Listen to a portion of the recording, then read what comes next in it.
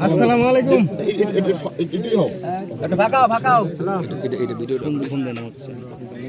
আলহামদুলিল্লাহ, আমি তো আপনার চিন্তা হারাইতেছি না। এটা কাশিমপুরের ছেলে। স্যার কোন ক্যামেরা অফ হয়ে আছে? হ্যাঁ, কথা কোন না, ঠিক আছে। হ্যাঁ কোন বাইরে কথা নাই। খারাপ লোকের সংখ্যা কম না, ঠিক না? হ্যাঁ ঠিক আছে। সমবেদনা জানিয়ে অনুষ্ঠেপনই হবে না। শুধুমাত্র একটা কথা বলি আপনাকে, যেহেতু গ্রেপ্তার হয়েছে, এটা যেন আইনানুগ ভাবে দৃষ্টান্তমূলক শাস্তি হয়।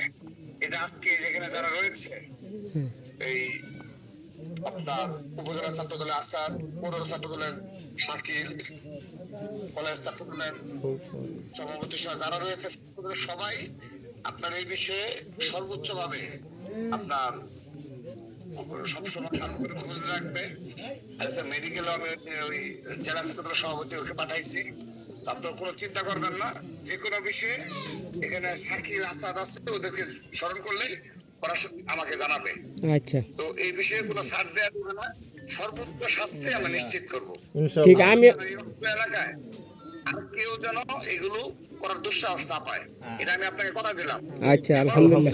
আমি নিশ্চিত করবো বাংলাদেশের আইন অনুযায়ী সর্বোচ্চ যে শাস্তি হয় সেই শাস্তি আমাদের নিশ্চিত করতে হবে। তাহলে দেখবেন এক ঘটনা দ্বারা আপনার পুরো ইউনিয়নে জানবে যে না, এরকম অপরাধ করে পার পাওয়া যায় না। না ঠিক আছে স্যার। রাকিব ভাই, সারা বাংলাদেশ ছাত্রলীগের প্রেসিডেন্ট, আপনি করে এই ইউনিয়নের সন্তান, কাশিমপুরের ছেলে। কাশিমপুরের ছেলে, সে অন্য কোনো ইউনিয়ন না, এই ইউনিয়নের সন্তান। ঠিক আছে ভাই, অনেকেই হুমকি দামকি দিচ্ছে, আপনি একটু ওনাদেরকে আশ্বাস দেন, বুঝাই দেন, আমরা আছি। নেট নাই, নেট থাকে, নেট বাইরে